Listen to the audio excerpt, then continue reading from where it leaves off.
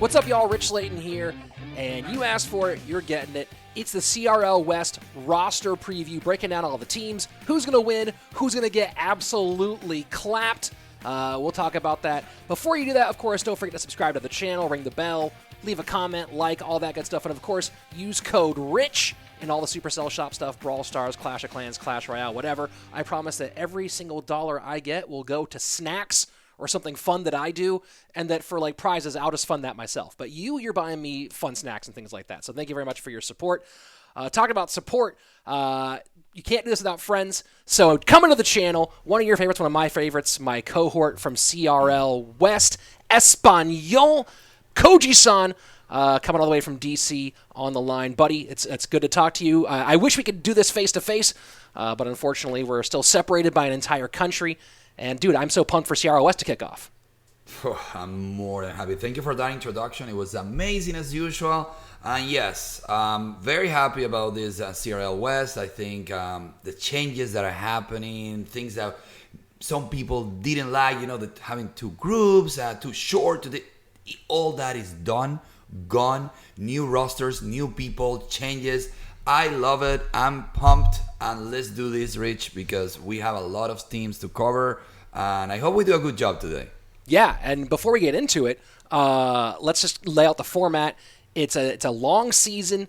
There's going to be a group stage where it's a full all 10 teams doing a round robin. Top 6 will make playoffs, and top 4 will go to World Finals. So we'll talk a little bit about that. And, of course, during the regular season, the match format is 2v2 for the first set, then King of the Hill, then 1v1. So I think you and I both might have some teams that we think benefit from that format.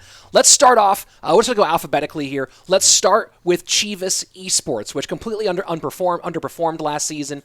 Everyone thought they'd do great, especially after No Tilt, and then they pretty much fell apart. 2 players out, Richard and Anaban gone, 2 players in, the addition of Kevin, and then the move of DiegoB from Team Liquid over to Chivas Esports.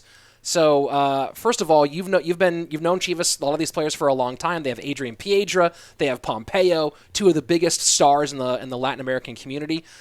Is there any chance that Chivas can go for glory this season, or is making playoffs simply going to be enough of an accomplishment for your expectations?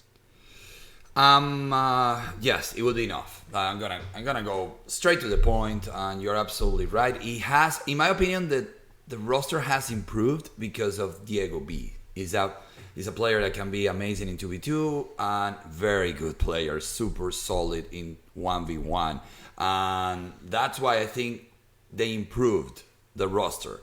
But even with that, Rich, and I think you agree with me, this is the most competitive CRL that I have ever seen. I think it's so well balanced.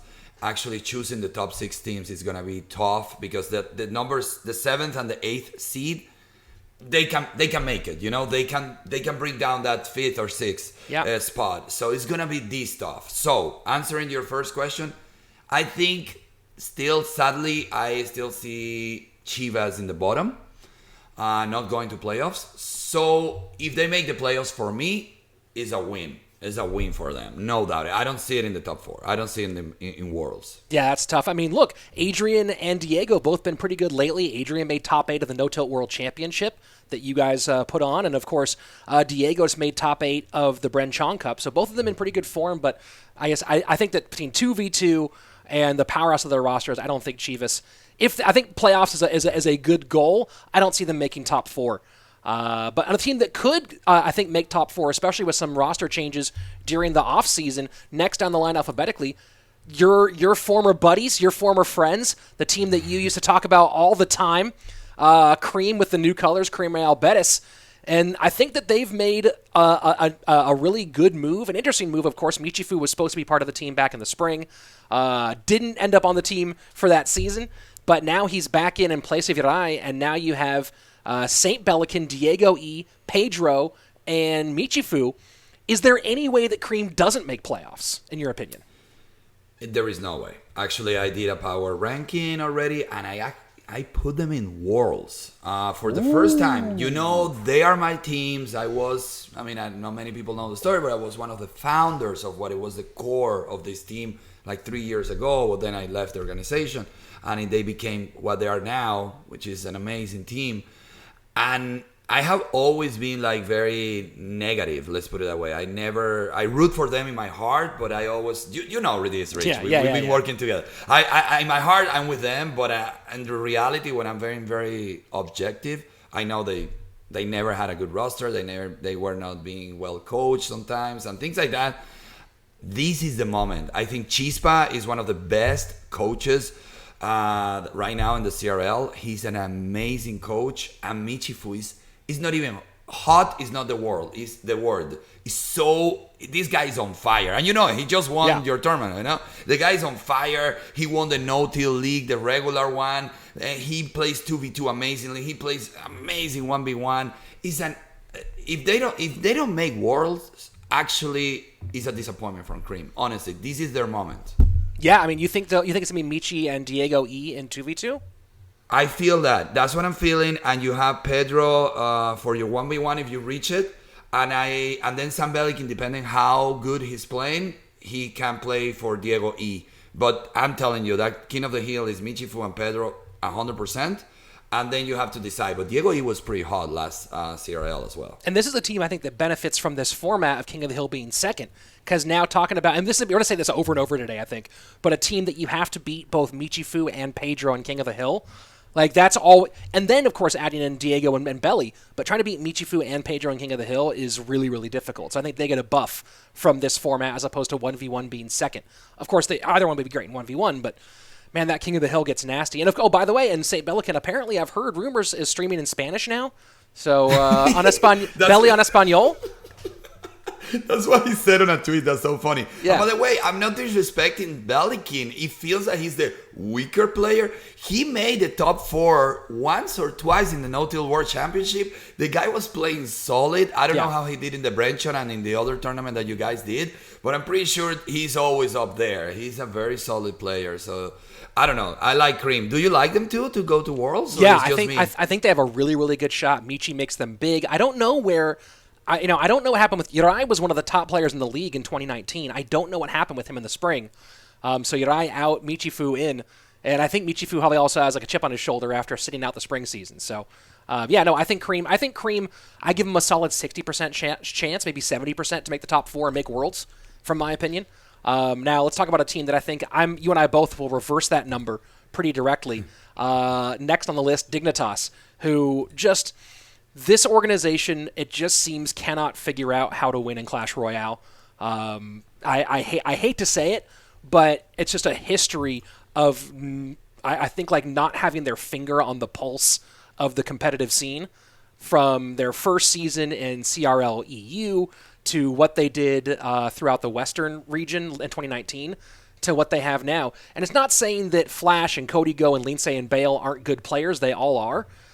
I just don't think. I'm gonna put myself out here on this one. I think this is the team that has one of the lowest, if not the lowest, chance of making playoffs and of making top 4. Top 4, no way, Jose. Playoffs is like I'm saying. If we put them in that list in 7th or 8th, which you could, you could, they might sneak. But I'm with you, man. And sadly. This team, I love the players itself. They are all friends. Yeah. I really love them. Like, Kodigo is like my boy. I mean, that guy is a sweetheart. He's such a good kid. But honestly, I mean, I saw it. And so they are not playing really good right now. I mean, they didn't even qualify in their group, and they were all together. That wasn't the Brenchon, no? They were all in the same group. Brenchon, all 3. One player from Dignitas made it on to the next stage. I think it was Bale. I think it was Bale, and because somebody told me that somebody didn't even present themselves in the group or something like that, and then Bale didn't advance, so Bale made it top 16. I don't know, you tell me. Yeah, actually, my memory is not as good as yours is. I can't remember who made it through. One of the 4 players made it through. 3 of them were in the same group. Couldn't get all the way through. And they didn't make it. Yeah, it was exactly. I don't think Diggs. I like Kodigo a lot. I think he's a talent. He has a good 2v2 talent. I like Bale as a semi-pro. I'm going to echo what Dip said during the stream for Brenchon. I don't think he's at this level. I think he's a great player. He's probably better than 99.9% of the players out there in Clash Royale, but we're talking about the 99.99999% here in CRL. I don't think he's there. Lince can get hot and cold, and Flash again. Lince and Flash are both too hot and cold to be reliable. So for me, Dig is probably, I don't want to call it like a tier ranking, but I don't like Dig's chances here. Okay, yeah, I will have to agree with you. It pains me, but it is true. And Flash is, like you're saying, is hot and cold. And Kodigo, which is the most player, the constant player, he didn't even play that much in 1v1, so we couldn't see it because it was Bale, and Bale had a record of 2-5. So and then he was benched. They couldn't make the playoffs. So I'm with you, man. They shouldn't be making the playoffs. But if they make it, I'm happy because I really like these kids. Yeah, I mean, they're good guys, and there's no team that I like or dislike really here. I mean, we both have sort of our our little personal favorites or whatever here. But there's no team that like I specifically like have an issue with one way or the other. But reality is reality, and talking about reality, here's probably the biggest question. Moving on to our next team, second place last season, finally got it together, Misfits. Losing Razor, Dip moving into an analyst role, but gaining Schwarzen and BobTheRock. For this format, this overall season, is this a plus move, a minus move? Obviously, they didn't have control because Razor got the call from Team Liquid, his favorite org in esports. He's a fan of their League of Legends squad. I think a fan of their CSGO squad. Like, would never say no to Liquid. Went to Liquid, but they replaced with probably one of the hottest rookies in the game, Schwarzen, and a 2v2 player in BobTheRock, who St. Belikin was trying to make him like his guaranteed 2v2 partner for signings to get into CRL West. Yes. So here's the question. Is this a positive move, a negative move, or a lateral move to replace the loss of Razor and Dip with Schwarzen and Bob? Well, Dip gets this reputation of being like literally like the worst player of all the CRL. That's not what they keep saying because they didn't see where he could fit. But I think he did an amazing job in 2v2. Sure. He was solid. Maybe people are saying that it's Razor. It was all Razor. It wasn't him. Who knows? We will never know the truth. But he's staying in the team. He's going to be there doing those beautiful snipes that he does. He's an amazing analyst. We all know that. But answering your question, you put me in a tough position. I think this team got stronger for a King of the Hill format and 1v1 because it's pretty solid. Now you have Airsurfer there. It could be a Schwarzen. I don't know how you play it. But my question to you, I'm going to bring it back to you. They lost the 2v2, man. And you know how does it feel when you lose the first set. They have 9 games to go. Let's say they lose 7 of them, the 2v2. What are the odds that they can win? King of the Hill and 1v1. So in my opinion, they are a little bit worse, but they have better players, which is weird what I'm saying. Yeah, well, it's an interesting question because we'll talk about the 2v2 first. Bob is one of the best 2v2 players in all the semi-pro scene. You've seen him for a long time. He was great in CCS, in the Clash Contender Series, great in No Tilt, great in Orange Crown League.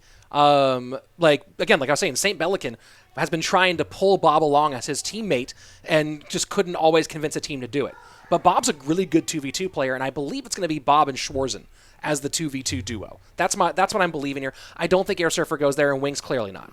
So 2v2, let's say that they are let's call them a 50-50 at worst team in 2v2, in my opinion, from wins and losses.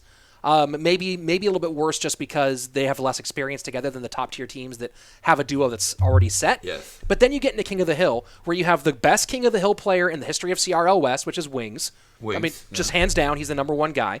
And then you have Airsurfer, who is, especially in an online format, one of the best head-to-head players in the game. So let's say and then you get a Schwarzen that is super hot, or BobTheRock that is a solid player. And this meta is very good for Schwarzen too. That's another thing, a big reason why Misfits liked him. The meta we're at least starting the season with, we'll see how much it shifts. And I don't think it'll take a drastic shift going into October. I think it'll be pretty steady up until November maybe. This is a good meta for Schwarzen on top of that, right? For his playstyle, for his decks, he's a great barb hut player. So yeah, you put that 2v2 together, you put that lineup. I can't see them missing playoffs, and I think that they have a very good shot at making that top 4 for Worlds. Whoa. Okay. This is interesting because I want to see which team you're. Oh, I think I know which one you're gonna do. Which one you're gonna take out of the top 4, or actually playoffs. Interesting. Oh man, this is tough. Well, I did my tier list in Spanish, but it's an inside joke that I have. I mean, my friend Deeputs, I know you're gonna be watching this. I like you, man. You know, we have talked in private. But I don't know. I did a tier list that I put Misfits really bad, and I don't know. I got a little bit of hate. I have to say.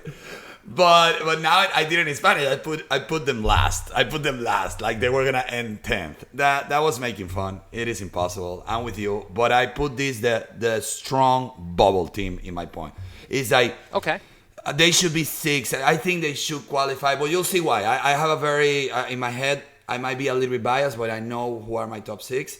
So that's why I don't have them there. But honestly, I'm sold with what you said too.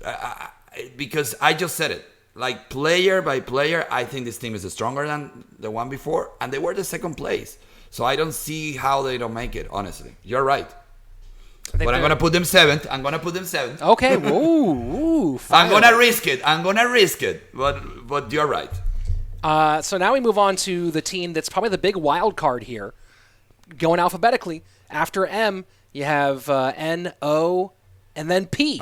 So here we are on Pain Gaming. Yeah, you're LMN. L's before M. I know you're seeing if I trip up on the alphabet.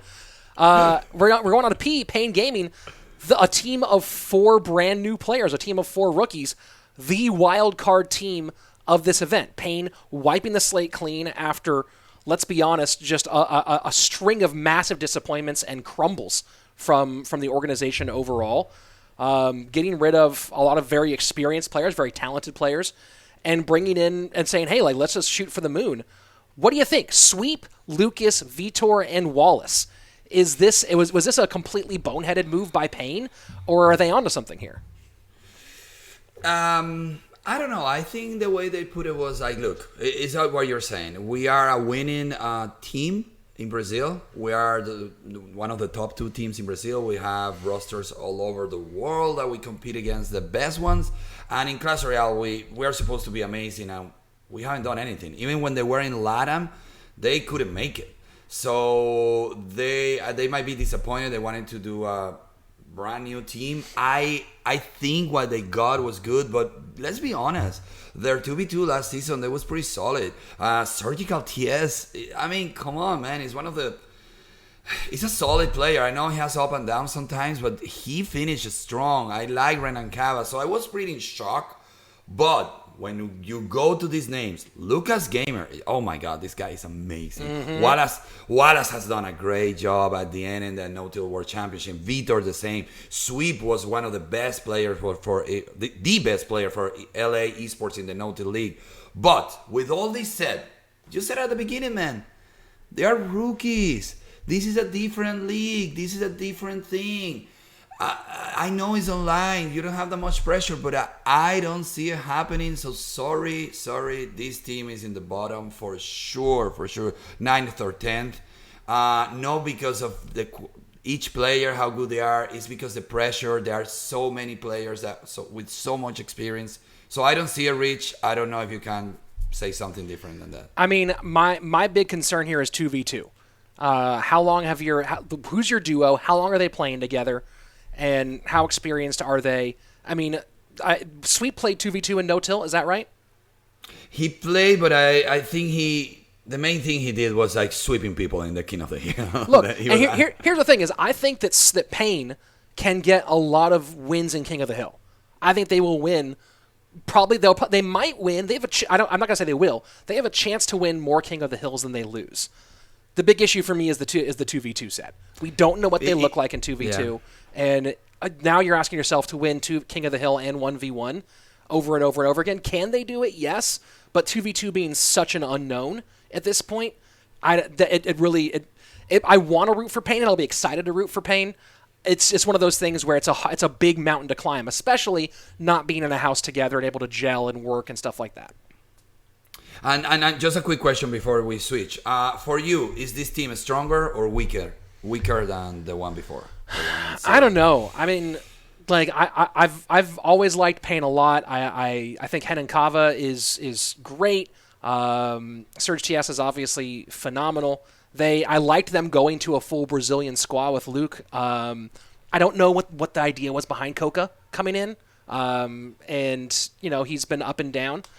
I think, man, I don't know. That's a hard question. I think that this team, I am more enthusiastic about this team's chances this season than I would be about that other the former team coming back. That's my view.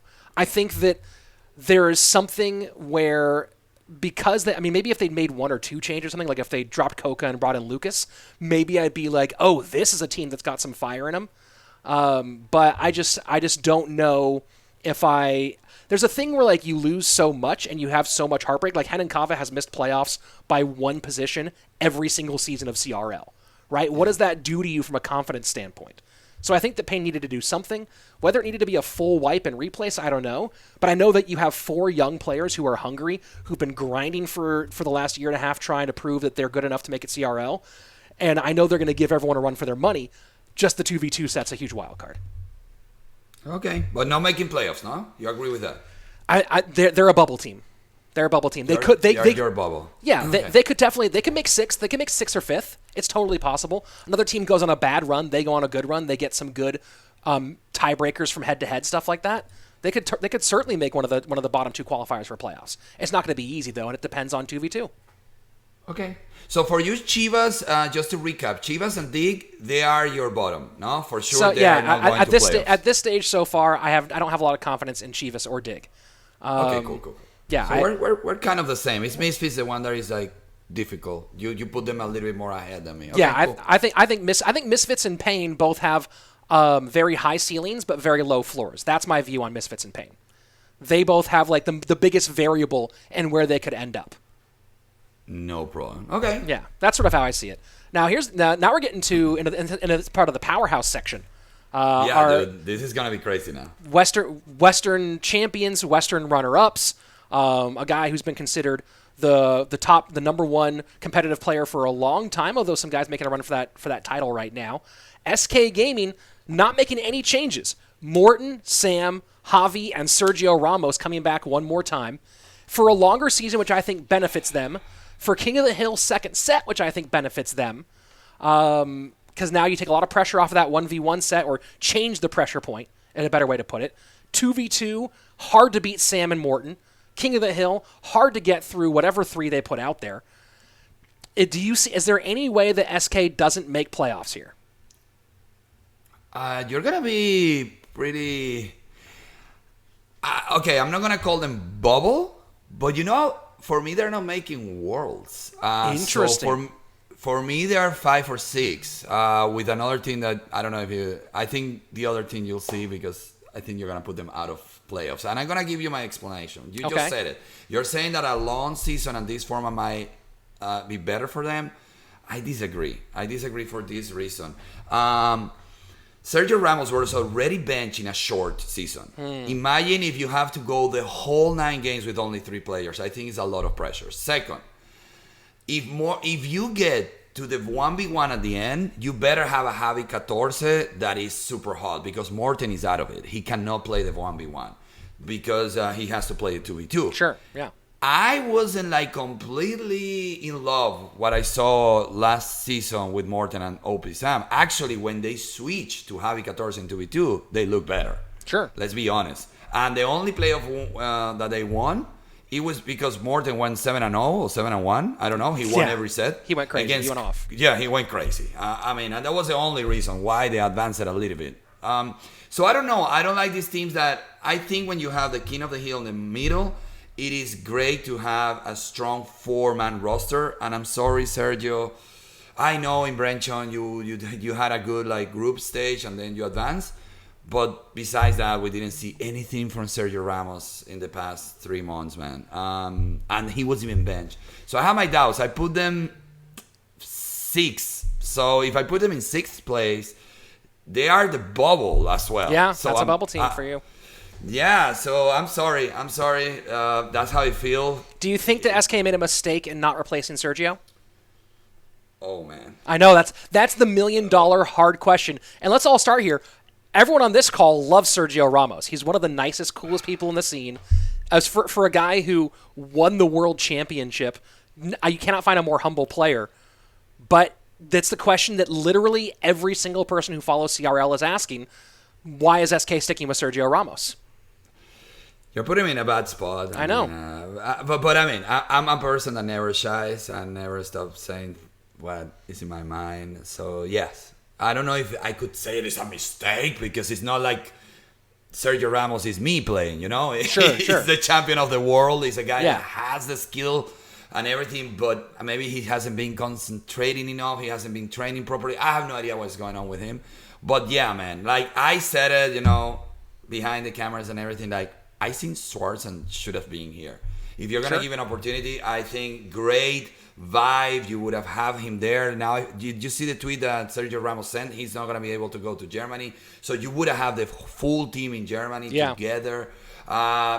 So yes, if you want me to say like a mistake, it is. But then I'm saying this and SergioRamos comes and has like a 70% win rate and you know, I have to keep quiet. Yeah, it's one of those things where Sergio could go off. If Sergio comes out and gets like a King of the Hill win here and there, if they decide, I mean, they won't. Here's the thing: we know he won't be in 2v2 because he's not in Germany. They're gonna make the 2v2 probably Morten and Sam, but they might go Sam and Javi, right? They're gonna do two guys who are sitting next to each other. So it makes a question of what's Sergio doing from a role playing standpoint. And it's simply that's too hard of a question to answer. So, SK Gaming bubble team for you. I think that there's no way they miss playoffs, and they probably make Worlds. They probably squeak into Worlds here. But it's a hard question with, again, playing primarily with three players. But we've seen it done plenty of times before. And keep in mind, Morten has never finished below second in CRL regular season play. Second in EU, second in West, first in West, except for the spring season, which you count and don't count a little bit. But Morten has always been top tier, so trying to keep him out of at least playoffs, I think, is going to be pretty much impossible from my perspective. And talking about playoffs, a team that I think most people are putting way high on their tier list, probably most people putting top 3 on their tier list. Space Station Gaming, no changes. AC, RF, Lapo, and Samuel. And Samuel's looking better every single day. RF having maybe the best 2020, and if it continues like this, could end up making a case for the best year in competitive Clash Royale history. Need a little water there. Best year potentially in Clash Royale history if he continues on this winning streak throughout this year.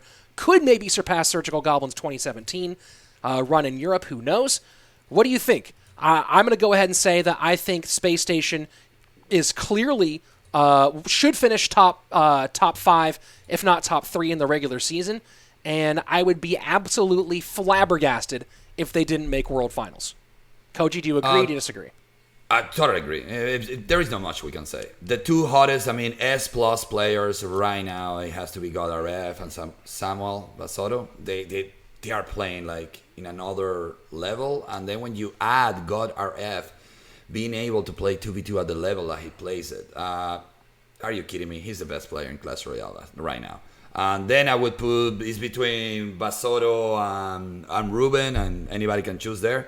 It is sick. And then you have a Lapo. Now, we're not talking about Lapo. Wow, what happened with Lapo? Lapo was the best player for SSG during the regular season. In the playoffs, Samuel Bassotto just, he woke up and was like, no, now I'm the best. And so I think that's good news for them, though. That the players can step in. When one gets cold, other gets hot, they can switch around. There's some flexibility there. And then we take about our friend Joshua. There is no kid in this series. We have always say, we love all these kids. But, this guy is the best, dude. This guy is so funny. I love his Twitter right now. We're not going to lose. He said on Twitter, not only we're not going to lose a match, we won't lose a set, we won't lose a game, we will actually never be behind on tower damage this season. I love the bravado. He and Luis together make a great fit in terms of bringing that sort of attitude and energy. And, yeah, I think we're both saying they go to Worlds pretty easily. Oh, pretty easy. I think I put them in my power ranking like 3rd, and I was upset about it because I was saying I think I'm disrespecting them, but I'm gonna go with 3rd. But they could be easily 2nd or 1st, easily. So, easily, yes, yeah. Well, let's talk about the big elephant in the room then. Defending world champions with what I would say personally is an upgrade. DiegoB leaving for Chivas, being replaced by Razor, who's the top 2v2 player in the history of the game. Or, I mean, maybe not counting Faye, who's no longer in the league, but top 2v2 player currently active in the game. An absolute killer in King of the Hill. You add him in. I'm hearing rumors it's going to be Razor and Surgical Goblin as the 2v2 duo. And you still have Canario and Igor. But Team Liquid, a lot of questions to be answered there. Igor has been playing every tournament he's been playing in. He's in No Tilt World Championship. He ran the same deck against Jupiter King 4 games in a row. He was doing the same thing in Bren Chong. People are wondering if Surge is playing too much Fortnite, if Canario is having too much fun. Is Razor the thing that puts Team Liquid back on track? Does a longer season put them back on track? Can Team Liquid go back and repeat the glory they had in 2019? Or are they too burned out? They are all very good questions, but let's put this something. First of all, DiegoB is gone and you bring Razor. Is this a better team with that change in your eyes? I think so. I think so. Okay, so yeah. I'm with you. I think so as well, because the weakness of this team, it was the 2v2. They used to be amazing. They used to be playing great. They didn't show anything. They were pretty sad until the last game when they beat Dignitas. Yeah. They play good. Finally, they play a good game, which was Canario and Surgical. So they are staying. So one of them has to be the partner with Razor. Igor, you pronounce it Igor? Igor, he has the level. He has done weird things with decks choices. Actually, he did it, remember, in the playoffs, and everybody was like, what? He ran the same deck? Yep. And we were like, what is going on here? And well, and Surgical, we all have our doubts, but in the Brencham, he was 5-2 in groups. Am I right? Actually, let's put it clear. All the Team Liquid players during the Brencham Cup played weird decks. They all either played the same deck over and over again or played like super out there, weird off-meta decks. We were talking about, Dip and I were saying that it looked like Team Liquid was trying to not expose any decks and just take it like, be silly, have fun, and not actually take Bren Chong seriously, whether it was to hide decks or to like just be relaxed and not stress about it. It looked very specifically like Team Liquid was trying to do something other than win Bren Chong. They were focusing more on CRL West, which, in my opinion, could be a good sign for Team Liquid if they're taking it that seriously. I asked Team Liquid to do a scrim. Eric told me they are doing nothing. They are not playing in anything right now. They're not scrimming, not even scrimming with other teams right now. They are locked down for practice. All that, for me, is good signs for the boys in blue. Yep. So, I'm with you. They are going to Worlds. I'm going to go crazy here and saying this is another team in Worlds. They're top 4 team. I have my doubts. I told Eric, I have said it. He's very close friend with me right now. You know it. We play together, in our channels like daily. We talk. He believes that Razor is doing something mentality-wise in his team that is great. The synergy in the 2v2, he's telling me, is great, even though he doesn't want to tell me if it is Canario or Surgical. You heard the rumor that is Surgical. I was leaning towards Canario because he was one of the original ones that was playing like amazing 2v2, one of the best 2v2 players, remember, back in the day. So I believe in them, man. And I think Surgical has something to prove. Canario also, Igor not that much, Razor nothing, and Eric and Team Liquid, they have to come back. They have to go to Worlds. Yeah, we need them there. So it's good. It's good for the overall event to have that team in Worlds. Yep. I agree with you, man. The air. If you guys don't know, guys, California is on fire. The entire West Coast is burning down right now. The air quality here. It'd be better for me to smoke cigarettes while someone blew cigarette smoke in my face than to breathe the air in California right now. So sorry for all the throat clearing. It's gonna happen. Gonna drink some water. Do my best to keep my throat on par. Going here. Okay.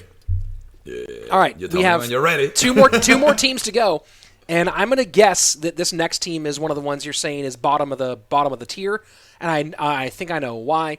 Team Queso, Kuchiku, Benihu returning one more time, IMJP and Ruben rounding things out.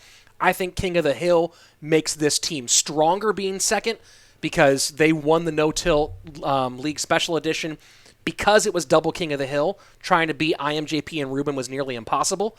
I don't know what they do in 2v2. I don't know how many 2v2s they win. And I think, again, this is a situation where they have one of the top 3 players in the world in Ruben. They have an absolute A-plus tier player in IMJP, especially when he's feeling good. The 2 guys just went and won 1 and 2 in the Bren Chong Cup. If they can't figure out their 2v2, this team can't win, in my opinion. Or they can't win enough to go on to World Finals. What are your thoughts on that one? I don't have anything more to add. I'm 100% with you. It's the 2v2 issue. Also, I think matchups-wise, it wasn't like their best. And when they had the matchups, they didn't win that much. JP didn't play well in CRL. Actually, Ruben had a horrible win rate. Sure. If I'm not wrong, I think even Benihu and Kuchi, because they won those 2v2s in the end, I think they have a better win rate than JP and Ruben. So imagine they might have in CRL. But then you're saying Ruben made it like 2 times in the finals in the No-Till World Championship. JP top 8 once, if I'm not wrong. Then they win the first and second in the Brenchon. I think it was the Brenchon or the other one. In Brenchon. So I mean, these guys are hot, but man, I don't see it. This team for me is 5-6, and they can beat the bubble. Like between them and SK, they might not even make it top 6. Is my opinion. I know some people are saying they're going to Worlds for sure. That JP and Ruben are so hot that it doesn't matter what happens in the 2v2. And LK is a master of 2v2, but they didn't play well, man. And I don't see anything that makes me trust this team right now. So, here's what I will say, is that their chance of making playoffs is iffy. They're a bubble team, in my opinion. I think that it'll be. I don't think they go higher than 4th in the region in the league during the regular season, and they could be all the way down in like 8th or 9th. But I don't see them as a top. But like 4th to 8th or 9th is kind of the range I see them in. But I think that if they make playoffs, they probably make Worlds. If they make playoffs, you have to win. You have to just win that first round of playoffs to move on, because the format is the same as it was last season. Top 6 make it, top 2 get buys, right? So the top 4 go to Worlds. If they make playoffs, that format being 2v2, 3 1v1s in King of the Hill, now you have to beat JP and Ruben in 3 1v1 sets, right? And you can repeat. Usually you can use... Yeah. People, teams have not been doing it, but you could repeat it. It's like Ruben, JP, Ruben, you could do that. You could totally do that. So to me, if Queso makes playoffs, depending on the matchup, they probably make Worlds. But the big question is if they make playoffs, and that's not a guarantee. I give that maybe a 50-50, maybe 55-45 in favor, in my opinion. Cool. Okay, we're kind of on the same boat here. I'm putting him in playoffs, but he's like 5th or 6th. But again, I put people in the bubble like Misfits and those, and that can be a switcheroo easily. My top 4 is really locked, in my opinion. Okay, well, I guess we're gonna go to the final lock. The team that maybe some could consider the uncrowned king after being so dominant throughout CRL West Spring, and then getting reverse swept and blown out by Space. Like they were 1 set away, maybe 1 game away, if I remember correctly, from going on to finals, and then Space Station reverse swept them all the way to the championship. Tribe Gaming, Azelius and Buffmac, who are phenomenal together in 2v2 and undefeated in the regular season. Jupiter King, who's top 3 player in the world right now, in my opinion. I don't think there's a strong argument against it. At minimum, top 5. And then TNT, who's one of the best veterans in the game, and also one of the top all-time winners in Clash Royale amongst CRL players, especially active ones right now in the West. I'm going to say this right now. Tribe makes top 4. They're a pretty solid pick for me to be in the finals for CRL West. And they have probably, out of the Western teams, they're one of the top 3 teams that I would pick to be a world champion. I put them first. And my only... let me put this. Okay. I put them first. But someone told me something, and I want you to see if you agree with them. They said that this team is one of the few teams that gets weaker not having the 1v1 second because of how dominant Jupiter King is. I disagree with them. I said that I think they're equally strong because now we're going to see more of TNT that we were not able to see. And he's a super solid player. And I told him, and I threw another curveball there. I said, like, what if BobTheRock comes and he's playing at the level of Team Liquid and Energy? This is an unbeatable team. If that happens, it's an unbeatable team. Yep. That's it. There is no roster in the whole CRL that could match a BobTheRock in his prime and then the rest how they are right now. That's it. Yeah, I think we're right on point. They're one of the best 2v2 duos in the game right now. There's no question about that between Buff and Azealis. They're also one of the best King of the Hill teams in the game. 8 King of the Hill sweeps total across the team throughout their career. 2 players with 3 sweeps. You never know which King of the Hill lineup you're going to go up against, and really any of those 4, any combination of those 3 is nasty. And then you're going to face TNT or Jupiter, most likely Jupiter. If you can take one of the first 2 sets on them, and that's a big if, then you face Jupiter King in 1v1, and good luck. Good luck. That's my answer to that one. So yeah, I think that Tribe Gaming, if they don't make playoffs, it's because like South Korea broke off of the Asian continent and fell into the sea, and they lost at minimum their Wi-Fi, if not 2 players. That's my thought about Tribe Gaming. They're tough. That top 4, it's impossible. And by the way, they are not only undefeated in regular season, they beat the champions. So they are undefeated. It's the only 2v2 team completely undefeated. It's 5-0. I think they lost only 2 or they lost 3 total. Three total games in 2v2 they lost. So I mean, guys, this is my team. So that would be my top 4. Is Tribe. Put any order you want. Try, Team Liquid, Cream, and SSG. That's my top 4. They're going to Worlds. That's in my opinion. It's tough, no? Don't you think? It's a tough season. I would say that I would say my wild card picks to go to Worlds out of that would be Misfits and SK are both teams that you can't count out. But I think that you have a pretty good look at that top 4 most likely. So I don't know. And maybe you guys watching at home, maybe you'll agree, maybe you'll disagree. Whatever it is, leave it in the comments. Tell us your arguments. Who do we get wrong? Who do we get right? What are your pick? Like, rank your top 8 teams. Who makes playoffs? Who makes Worlds? Who's your pick for World Champion? Or at least your pick for Western Champion? Let us know down below. Koji, it's so fun to talk CR with you, and hopefully we get to hang out soon. Maybe we'll meet in the middle, get some Texas barbecue one of these days. I wish, man. I wish. We need to do something. Something, right? You guys can all follow. It's Twitter's on there. It's at Kojisan YT, at Kojisan YouTube. You can also check out his YouTube channel. And you're streaming a bunch of Among Us right now, right? Oh my God, yes! I'm playing Among Us so much. Yes, if you're not watching, they're having so much fun. A lot of your favorite people from Clash Royale are playing with Koji, especially if you speak Spanish. It's even more fun because you can hear all the trash they talk back and forth. And of course, you can follow them. Of course, I'll put his links in the show notes there for his streaming, for his YouTube, so you can follow along with my buddy. And that's it. That's it for the video. We had some fun. Hope you enjoyed it. We'll see you this weekend, starting for our CRL West September 19th kickoff. So don't forget to subscribe right around here somewhere. Ring the bell for notifications. Leave a like. Leave a comment. All that stuff. And I'll see you this weekend, kicking off CRL West. Take care.